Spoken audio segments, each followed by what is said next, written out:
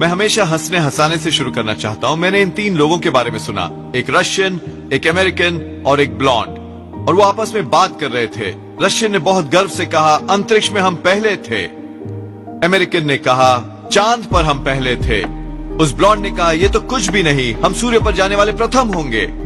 वो अमेरिकन, वो रशियन, वो हंसे और कहा, तुम क्या बात कर रहे हो, तुम सूर्य पर नहीं जा सकते, वो इतना गर्म है, तुम जल जाओगी। ब्लॉन्ड ने कहा, हमें वो पता है, हम इतने बुद्धू भी नहीं, हम रात को जाएंगे। अपनी बाइबल ऊपर उठाइए, कहिए जैसे सच्चे मन से, ये मेरी बाइबल है, मैं वो हूँ जो इसमें लिखा है। मेरे पास है जो ये कहती है कि है, मैं वो कर सकता हूँ जो ये कहती है कि कर सकता हूँ। आज मुझे परमेश्वर का वचन सिखाया जाएगा, मैं निडरता से स्वीकारता हूँ। मेरा मन सतर्क है, मेरा हृदय ग्रहणशील है, मैं कभी भी वही नहीं रहूंगा। यीशु के नाम पर प्रभु का आशीष हो। मैं आज आपसे बात करना चाहता हूँ, ये पहले से ही तुम्हारा है। शास्त्र वचन हमें बताता है कैसे परमेश्वर ने पहले से ही हमें आशीष दी है, पहले से ही क्षमा दी है, पहले से ही अनुग्रह किया है, पहले से ही हमें मान्यता और स्वीकृति दी है हम में से हर एक को। वो उसे करने का इंतजार नहीं कर रहे, उन्होंने ये पहले से ही कर डाला है। वहाँ आशीषें हैं जिन पर आपका नाम लिखा है, चंगाई जिस पर आपका नाम लिखा है, प्रमोशंस, अच्छी ब्रेक्स, बिजनेस, घर, कॉन्ट्रैक्ट्स। जहाँ तक परमेश्वर का सवाल है, वो पहले से ही आपकी हैं। असली सवाल ये है कि आप उसे कब लेने वाले हैं जो पहले से ही आपका है। जब हमारी बेटी अलेक्जेंड्रा करीब 10 साल की थी, एक दोपहर वो किचन में आई और कहा, मैं मूवी देखने जा रही हूँ और अपने कजिन्स के साथ लंच खाने, मुझे कुछ पैसे चाहिए। मैंने कहा, ठीक है, मेरे ड्रेसर पर वहाँ $20 का नोट रखा है, तुम वो ले सकती हो। उसने मुझे जफ्फी डाली, धन्यवाद किया और पिछले दरवाजे की ओर बढ़ी। मैंने कहा, रुको 1 मिनट, क्या तुम पैसे नहीं लेने वाली? वो मुस्कुराई और कहा, मैंने पहले से ही ले लिया है, आप हाँ कहेंगे, मुझे पता था। क्या मैं आपको बता सकता हूँ कि परमेश्वर ने पहले ही हाँ कह दिया है आपके आशीष पाने के लिए, हाँ स्वस्थ और परिपूर्ण जीवन जीने के लिए, हाँ आपके सपने साकार करने के लिए। आप अलेक्जेंडर की तरह वो निडरता क्यों नहीं रखते और जाकर वो लेते जो पहले से ही आपका है? एक पिता के रूप में मुझे उस पर गर्व हुआ। मेरा हृदय लगाव से भर गया कि वो जानती थी कि मैं उसकी भलाई करना चाहता हूँ। मुझे इतना अपनापन महसूस हुआ कि वो अंदर जाकर वो पैसा ले आई, ये जानते हुए कि मैं हाँ कहूंगा। क्या हो यदि हम विश्वास करें कि हमारे स्वर्गीय पिता हमसे इतना प्रेम करते हैं, कि हम में इतनी निर्भीकता हो, इतना आत्मविश्वास हो कि हम जाकर वो ले लें जो पहले से ही हमारा है।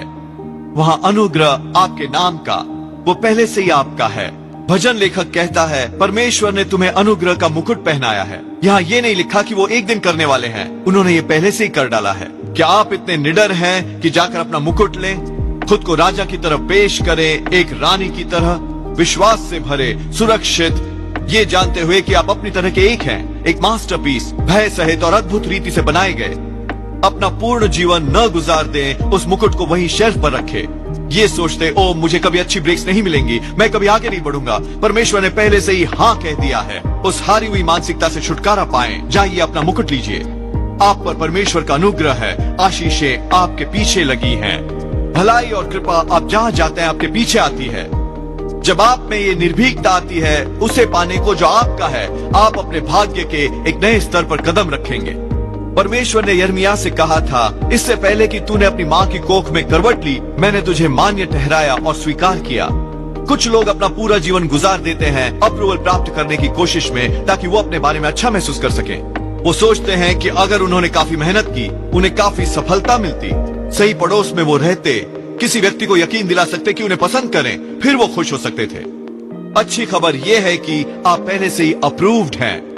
किसी चीज के लिए काम करना छोड़ दें जो पहले से ही आपके पास है। आप इसे पाने का इंतजार नहीं कर रहे। यदि आपको अच्छा खासा मिले, यदि आप 20 पाउंड वजन घटा लें, यदि आपके सही दोस्त हों, नहीं, परमेश्वर ने पहले से ही आपको अप्रूव किया है। जो परमेश्वर ने आपको रचा, बिल्कुल वैसे ही जैसे उन्होंने यिर्मयाह के साथ किया, उन्होंने तुम्हारी ओर देखा और कहा, यह अच्छा है, एक और मास्टरपीस। अब भयभीत होकर न जिए, असुरक्षित लोगों की खुशामदी में उन्हें ये यकीन दिलाने की कोशिश करना कि आपके मित्र बने। यदि वो आपका दोस्त नहीं बनना चाहते तो उन्हें जाने दीजिए। ये उनका नुकसान है, आपका नहीं। आपको उनका अप्रूवल नहीं चाहिए, आपके पास सर्वशक्तिमान परमेश्वर का अप्रूवल है। एक आजादी मिलती है जब आप जान लेते हैं, मैं इसका इंतजार नहीं कर रहा, मैं इसे पाने की उम्मीद नहीं कर रहा, मैं लोगों को इसके लिए बातों से वर्गला नहीं रहा, और मैं पहले से ही स्वीकृत हूँ, अप्रूव्ड हूँ, मुक्त हूँ, क्षमा किया गया हूँ। संसार का रचयिता मुझे बुलाता है एक मास्टरपीस। पौलुस ने इफिसियों में कहा कि परमेश्वर ने आशीष दी। फिर से अतीत में वो उसे करने के बारे में सोच नहीं रहे, उन्होंने पहले से ये कर दिया है। अब आप शायद आशीषित न महसूस करें, आपका अकाउंट शायद ये न कहता हो कि आप आशीषित हैं, बिजनेस शायद धीमी हो। आसान है ये सोचना, जब मैं देखूंगा तब मैं विश्वास करूंगा, पर विश्वास इससे बिल्कुल उलट है। आपको इस पर विश्वास करना पड़ेगा, फिर आप इसे देखेंगे। बजाय इसके बारे में बात करने के कि ये कितना बुरा है, ऐलान करने लगे, मैं आशीषित हूँ, मैं समृद्ध हूँ, मैं सर हूँ, पूंछ नहीं, मैं उद्धार देता हूँ, लेता नहीं। आपको बात करनी होगी जैसे आप आशीष प्राप्त हैं, सोचना होगा जैसे आप आशीषित हैं, चलना जैसे आशीषित है, व्यवहार करना जैसे आशीषित है, जीना होगा जैसे आप आशीषित हैं। वही आशीषों को एक्टिवेट करता है, न कि घसीटते रहना। कोई पूछता है कैसे हैं आप? खैर, मैं बस जी रहा हूँ, सचमुच हालात बहुत खराब हैं, पर मुझे प्रभु का आनंद प्राप्त है। नहीं, आपको अपने चेहरे को सूचित करना होगा, मुस्कुराना होगा, अपने कंधे सीधे करने होंगे, अपना सर ऊपर उठाना होगा, आत्मविश्वास से चलना होगा। आप परम प्रधान परमेश्वर की संतान हैं, आपके अंदर शाही खून है, आप जीवन में राज करने को बने हैं। अब आपको अपनी भूमिका निभानी होगी और जाकर उसे लाना होगा जो पहले से ही आपका है। जाइए जाकर सपने लाइए, जाइए जाकर बहुतायत लाइए, जाइए जाकर अपना स्वास्थ्य लाइए, जाइए जाकर विजय लाइए, उस पर आपका नाम लिखा है। खैर जोएल, मैं अनुग्रह के लिए प्रार्थना करता रहा हूँ, मैं परमेश्वर से मांगता रहा हूँ कि मुझे आशीष दे। नहीं, यहाँ है कुंजी। आपको किसी ऐसी चीज के बारे में प्रार्थना करने की जरूरत नहीं जो पहले से ही आपके पास है। आप ऐसा व्यवहार करें जैसे ये सच है। हम हमेशा अभिषेक प्राप्त महसूस नहीं करते, पर मैं जानता हूँ परमेश्वर ने पहले से ही हमारा अभिषेक किया है। उन्होंने पहले से ही हमें लैस और सशक्त किया है। मैं कभी ये नहीं कहता प्रभु कृपया अपना अभिषेक मुझे दें। मैं हमेशा कहता हूँ प्रभु धन्यवाद कि आपने मेरा अभिषेक किया है, धन्यवाद कि मैं सक्षम हूँ। आपको शायद आशीषित महसूस न हो, विश्वासपूर्ण या शक्तिशाली या टैलेंटेड, पर उस जाल में न फंसे और जीवन से गुजरे मैं बेचारा वाली मानसिकता लेकर परमेश्वर के साथ सहमत हो जाएं। परमेश्वर कहते हैं तुम आशीषित हो, तुम शक्तिशाली हो, तुम टैलेंटेड हो, तुम विजयी हो। ये नहीं कि एक दिन होंगे, ये भी नहीं कि धीरे धीरे होगा। परमेश्वर पहले से ही आपको आशीष दे चुके हैं। उन्होंने पहले से ही आपको विजेता से कहीं अधिक बना दिया है। उन्होंने पहले से ही आपको अनुग्रह का वो मुकुट पहनाया है। परमेश्वर ने इजरायलियों से कहा था, कितनी देर तुम इंतजार करने वाले हो उस प्रदेश पर अधिकार करने से पहले जो पहले से ही मैंने तुम्हें दे रखा है। परमेश्वर ने पहले से ही उन्हें उस प्रदेश की प्रतिज्ञा दी थी, उस पर उनका नाम लिखा था। परमेश्वर कह रहे थे, कब तुम जाकर उसे लेने वाले हो जो पहले से ही तुम्हारा है। मेरा प्रश्न है, कितनी देर तुम इंतजार करने वाले हो इससे पहले कि तुम अपना अनुग्रह का मुकुट पहनो? कितनी देर तुम इंतजार करने वाले हो इससे पहले कि तुम विश्वास करने लगो कि तुम आशीषित हो, स्वस्थ हो और मजबूत और टैलेंटेड हो, लैस हो, अपनी तरह के एक हो? ये आपका दौर है, ये आपका पल है। भविष्यवक्ता योएल ने कहा, जाग उठो हे बलवान पुरुषों, जाग उठो हे बलवान स्त्रियों, उन्हीं की ओर मैं देख रहा हूँ। तुम्हें उस शंका को झाड़ फेंकना होगा, उस डर, उस भय को, और जाकर उसे लाना होगा जो आपका है। इजरायलियों की तरह ही परमेश्वर ने आपके हृदय में प्रतिज्ञा डाली है। उन्होंने सपने बोले हैं, शायद कुछ बातें जो आपने किसी को नहीं बताया था, इतनी बड़ी लगे, इतनी अनहोनी लगे।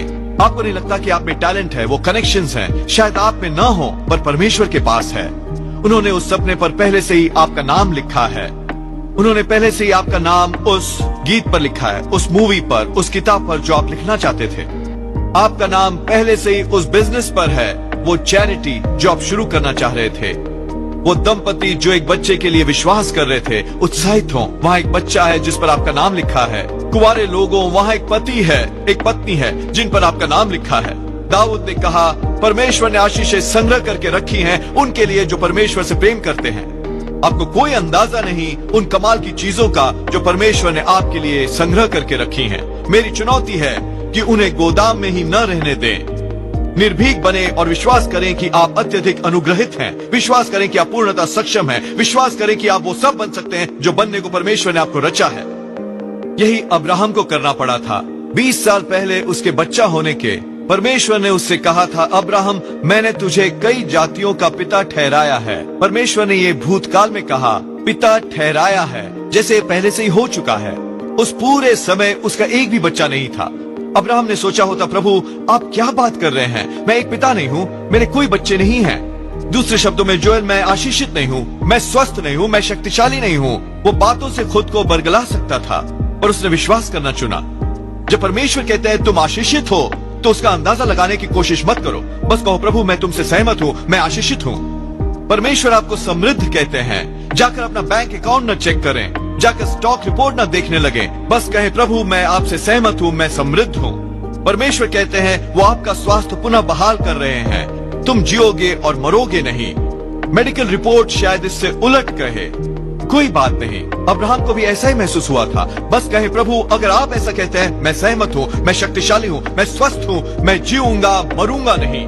जब आप परमेश्वर से सहमति बनाते हैं तो यही उन्हें उन आशीषों को मुक्त करने पर बाध्य करता है जो उन्होंने संजो रखी हैं। शास्त्र वचन में कुछ इस तरह लिखा है, परमेश्वर की सभी प्रतिज्ञाएं हाँ हैं और आमीन। परमेश्वर कहते हैं हाँ तुम आशीषित हो, हाँ तुम स्वस्थ हो, हाँ तुम मजबूत हो, हाँ तुम अपने सपने साकार करोगे। खैर मैंने सीखा है कि अकेला हाँ ही काफी नहीं। यदि आप इसे सच बनाना चाहते हैं तो आपको इसके साथ आमीन जोड़ना होगा। आमीन का मतलब है मेरे साथ ऐसा हो, प्रभु मैं सहमत हूँ, इसे होने दो। ये पर्सनल होना ही चाहिए। इसे आपकी आत्मा में जड़ पकड़नी चाहिए। ये जानना एक बात है कि परमेश्वर आशीष दे सकते हैं, ये कहना और बात है मैं आशीषित हूँ। ये जानना एक बात है कि परमेश्वर चंगा कर सकते हैं, हाँ परमेश्वर बहाल कर सकते हैं, पर ये नया अर्थ पा लेता है जब आप कहते हैं मैं चंगा हो गया हूँ, मैं बहाल हो गया हूँ, मैं जीऊंगा मरूंगा नहीं। ये और बात है जानना कि परमेश्वर ने आपको बनाया है, पर ये कुछ और ही करने लगता है जब आप कहते हैं मैं एक मास्टरपीस हूँ, मैं अपनी तरह का एक ही हूँ, मैं अद्भुत रीति से भय रहित बनाया गया हूँ। परमेश्वर कहते हैं हाँ, ध्यान रहे कि आप उसमें आमीन जोड़ें। यही अब्राहम ने किया।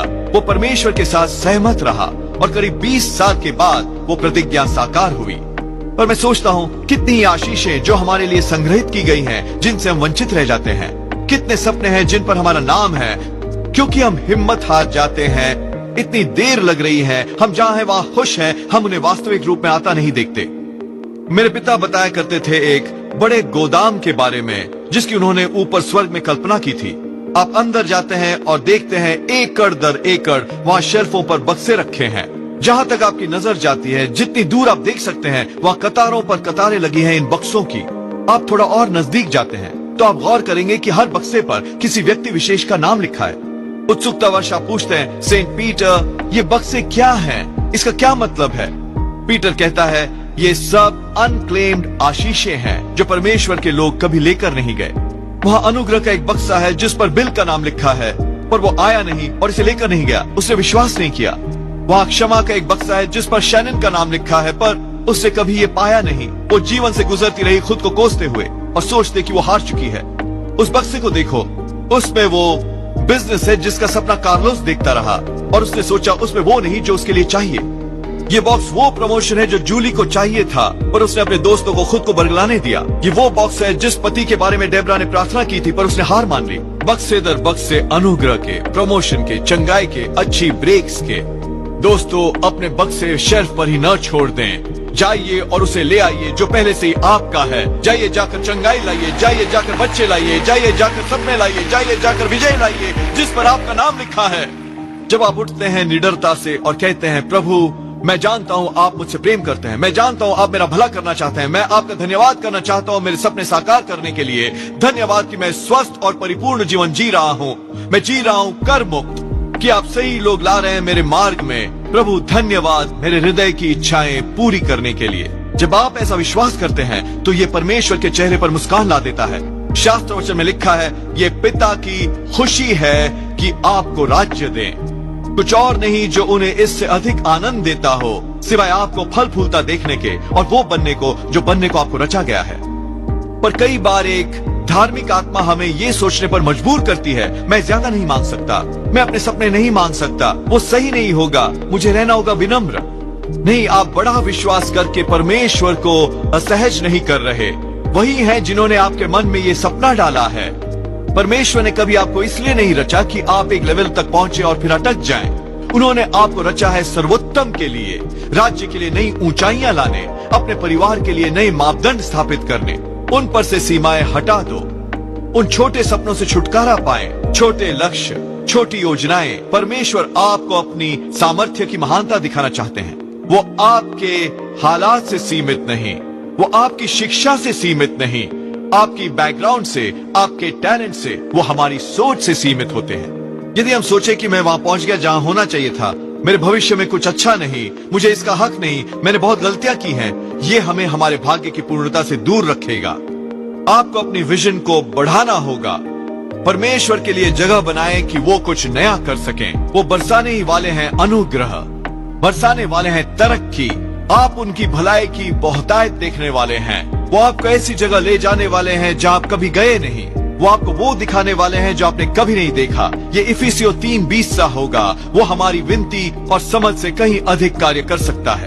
खैर, आप कहेंगे जोएल ये अच्छा लगता है, पर परमेश्वर के पास बड़े काम है निपटाने को बजाय मेरे। मैं और मेरी चुनौतियां, मेरे सपने और मेरे लक्ष्य नहीं। समझ लें, आप परमेश्वर के सबसे बड़े काम हैं। आप उनके दुलारे हैं। आप उनकी सबसे प्रिय संपत्ति हैं। उन्होंने आपको अपनी छवि में बनाया। उन्होंने जीवन नहीं फूंका पानी में, आकाश में, पेड़ों में। उन्होंने अपना जीवन आपके अंदर फूंका है। उन्होंने अपना डीएनए आपके अंदर डाला है। आप एवरेज बनने के लिए नहीं बनाए गए, मीडियोकर होने को। आप शाही परिवार के हैं। परमेश्वर ने आपके भाग्य में लिखा है कि आप इस पीढ़ी पर अपनी छाप छोड़ें। उस शेल्फ पर इस समय कुछ बक्से हैं जिन पर आपका नाम है। वो पहले से ही आपके हैं। परमेश्वर इंतजार कर रहे हैं कि आप आकर उन्हें ले जाएं। मैं आपसे कह रहा हूं कि अपने विश्वास को उद्वेलित करें, बड़ा विश्वास करना शुरू करें। परमेश्वर की भलाई की अपेक्षा करने लगे, परमेश्वर का अनुग्रह घोषित करने लगे। शायद ये अतीत में न हुआ हो, पर ये एक नया दिन है। ये भविष्य में हो सकता है। जब आप विश्वास करते हैं, नए दरवाजे खुलते हैं, तरक्कियां आती हैं, सही लोग प्रकट होते हैं। जब आप विश्वास करते हैं तो स्वर्गदूत काम पर लग जाते हैं। परमेश्वर आपकी लड़ाइयां लड़ने लगते हैं। नेगेटिव हालात पलट जाएंगे। जब आप विश्वास करते हैं, सभी बातें संभव हैं। यदि मेरे हाथ में $100 का नोट होता, तो वो नोट स्वयं में मेरे किसी काम नहीं आता। दूसरे शब्दों में, मैं नोट पहन नहीं सकता, मैं नोट खा नहीं सकता, मैं नोट ड्राइव नहीं कर सकता। ये बस कागज का एक टुकड़ा है जिसकी कोई कीमत नहीं। पर अगर मैं वो $100 का नोट स्टोर में ले जाऊं, मैं उसके बदले ले सकता हूं कुछ ग्रोसरी। मैं उसके बदले ले सकता हूं एक नई शर्ट। मैं उसके बदले ले सकता हूं अपनी कार के लिए पेट्रोल। ये कहलाता है लीगल टेंडर। वो कागज का टुकड़ा एक्सचेंज किया जा सकता है चीजों और सेवाओं के बदले। इब्रानियों 11 में लिखा है, विश्वास आशा की हुई वस्तुओं का निश्चय और अनदेखी वस्तुओं का प्रमाण है। आप कह सकते हैं विश्वास स्वर्ग की करेंसी है। यदि मुझे ग्रोसरीज चाहिए तो मुझे यहाँ धरती पर कुछ कैश ले जाने की जरूरत है, पर अनदेखी आत्मिक दुनिया में वो कैश मेरे किसी काम नहीं आएगा। जो पदार्थ मुझे चाहिए उस अनदेखे संसार में कि परमेश्वर को कार्यरत कर सके, वो है विश्वास। शास्त्र वचन में लिखा है, अब्राहम ने विश्वास किया और ये उसके लिए धर्मी गिना गया। सच तो यह है कि अब्राहम जरूरी नहीं कि धर्मी था। यदि आपने कहानी पढ़ी हो तो अब्राहम ने कई गलतियां की थी। उसका एक बच्चा हुआ विवाह से बाहर। उसने अपनी पत्नी के बारे में झूठ बोला, लोगों को बताया कि वो उसकी बहन है। उसने परफेक्ट जीवन नहीं जिया। पर हम इस सिद्धांत को काम करते देखते हैं। अब्राहम ने विश्वास किया कि उसमें विश्वास था। परमेश्वर ने कहा, ठीक है अब्राहम, तुम में विश्वास है, चलो अदला बदली करें, मैं तुम्हें अपनी धार्मिकता दूंगा। यदि हमें चुनना पड़े और हम नहीं चुनते, यदि हमें चुनना पड़े पैसे से अमीर होना या विश्वास में अमीर होना, तो मैं हमेशा विश्वास चुनूंगा। क्योंकि जब आप में विश्वास होता है, आप उनसे जुड़े रहते हैं जो संसार पर राज्य करते हैं। आप उस परमेश्वर से जुड़े होते हैं जो सब कुछ कर सकते हैं। जब आप में विश्वास होता है, परमेश्वर बरसाते हैं बहुतायत, आपको विस्फोटक आशीष देते हैं। आशीषें जो आपको नए स्तर पर धकेल देती हैं। परमेश्वर आपको एक कॉम्पैक्ट सेंटर दे सकते हैं जैसे उन्होंने हमें दिया। वो आपको वहां ले जा सकते हैं जहां आप अपने बूते नहीं जा सकते थे। बदले में चाहिए विश्वास। जब आप कहते हैं, प्रभु मैं विश्वास करता हूं जो आपने प्रतिज्ञा की है कि मेरी संतान इस धरती पर बलशाली होंगी, मैं मानता हूं ये उस हर बात को पीछे छोड़ देगा जो मैंने किया है। परमेश्वर कहता है, ठीक है, तुम में विश्वास है, मुझे अपने बच्चों पर श्वास लेने दो, मुझे ये साकार करने दो। प्रभु मैं विश्वास करता हूं कि आप इस बीमारी से कहीं महान हैं। मेडिकली कहा जाए तो मुझे कोई रास्ता दिखाई नहीं देता, पर परमेश्वर मैं जानता हूं अंतिम निर्णय आप ही का होता है। और आपने कहा है कि मेरी दिनों की संख्या आप पूरी करेंगे। आपने कहा है जब अंधेरा छाता है तो धर्मी प्रकाश अंदर आता है जोर के साथ। तो प्रभु मैं मानता हूं आप मेरे चंगाई दाता है।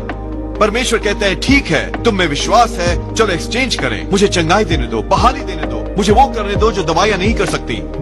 प्रभु मैं विश्वास करता हूँ आप वो प्रॉपर्टी मुझे दे सकते हैं, वो नई बिल्डिंग मेरी बिजनेस बढ़ाने के लिए। वास्तविकता में मैं ये नहीं देख सकता, पर प्रभु मैं जानता हूँ आप कुछ भी कर सकते हैं। परमेश्वर कहते हैं ठीक है, तुम्हें विश्वास है, मुझे कुछ नए दरवाजे खोलने दो, तुम्हारे पक्ष में मुझे चीजें अरेंज करने दो, मुझे सही लोगों को तुम्हें पसंद करने को लगाने दो। विश्वास वो है जो आपको चाहिए परमेश्वर की भलाई के बदले, उनकी आशीषों, उनके अनुग्रह के बदले। इसीलिए शास्त्र वचन में लिखा है बिना विश्वास के तुम परमेश्वर को प्रसन्न नहीं कर सकते, क्योंकि यदि हम में विश्वास नहीं तो परमेश्वर हमारे लिए ज्यादा नहीं कर सकते। ये उनको सीमित कर देता है। परमेश्वर तरस रहे हैं आपका भला करने को, वो चाहते हैं कि आपके सपने साकार हों, पर वो आगे कहते हैं तुम्हें उनकी भलाई को तलाशना होगा। मैं विश्वास करता हूँ कि आज आपका विश्वास बढ़ रहा है। आप जानते हैं क्या हो रहा है, आप और अमीर हो रहे हैं, आपके पास एक्सचेंज करने को और ज्यादा है। यीशु कहते हैं तुम्हारे विश्वास अनुसार ही तुम्हारे साथ होगा। जब आप परमेश्वर के पास जाते हैं बड़ा विश्वास लेकर, अपने सपनों के लिए विश्वास लेकर, ये विश्वास की ये समस्या पलट जाएगी, ये जानते हुए कि वो सर्व सामर्थी हैं। ये न केवल पॉजिटिव होना हुआ, ये बस ये उम्मीद करना नहीं कि ये होगा, ये उससे कहीं गहरा है। एक एक्सचेंज हो रही है। आप अपने विश्वास की अदला बदली कर रहे हैं स्वर्ग की करेंसी से, जो परमेश्वर को अद्भुत बातें करने पर बाध्य करती है। पर ज्यादातर हम परमेश्वर के पास जाते हैं अपने संदेह लेकर, प्रभु मेरा ये बड़ा सपना है पर मैं नहीं जानता कि ये कैसे होगा, मुझे नहीं लगता मुझ में वो टैलेंट है, मेरे पास वो कनेक्शंस नहीं, प्रभु मुझे कभी कोई अच्छी ब्रेक्स नहीं मिलती, पिछले हफ्ते मेरी कार खराब हो गई, मेरा कुत्ता भाग गया, मेरी गोल्डफिश मर गई, मेरा पड़ोसी मुझसे बात नहीं करता, सचमुच बहुत बुरा हाल है और मुझे आपकी मदद की जरूरत है। इसके संदर्भ में परमेश्वर कहते हैं मेरे शब्द उनके नहीं, दिखाओ मुझे पैसा, मैं विश्वास द्वारा काम करता हूँ, वही ठोस निश्चय मुझे चाहिए बदले में। यह है जो मैं कह रहा हूँ। कहीं बेहतर है परमेश्वर के पास जाना और कहना प्रभु मेरा ये बड़ा सपना है, मुझे असंभव लगता है, पर प्रभु मैं जानता हूँ आपके साथ सभी बात संभव है। मुझे पता है आप रास्ता बना सकते हैं जहाँ कोई रास्ता नहीं है। मैं जानता हूँ आप वो दरवाजा खोल सकते हैं जो कोई मनुष्य बंद नहीं कर सकता। मैं जानता हूँ आप मेरी जरूरत पूरी कर रहे हैं अपने धन से, मेरे नहीं। आपने आशीष संग्रह करके रखी है मेरे लिए, वो जो परमेश्वर से प्रेम करते हैं उनके लिए। परमेश्वर कहते हैं यही तो मैं चाहता हूँ, ये स्वर्ग की करेंसी है, मुझे काम पर लग जाने दो। कुछ वर्ष पहले मैंने एक नौजवान दंपति से बात की और वो लंबे अरसे से एक बच्चे की कोशिश कर रहे थे। वो बहुत निराश थे और हार मानने ही वाले थे। मैंने उन्हें बताया जो मैं आपको बता रहा हूँ, वहाँ एक बच्चा है जिस पर आपका नाम है, वो पहले से ही गोदाम में है, जो आपका भाग्य बनने को तैयार है, पर आपको सहमति में रहना होगा।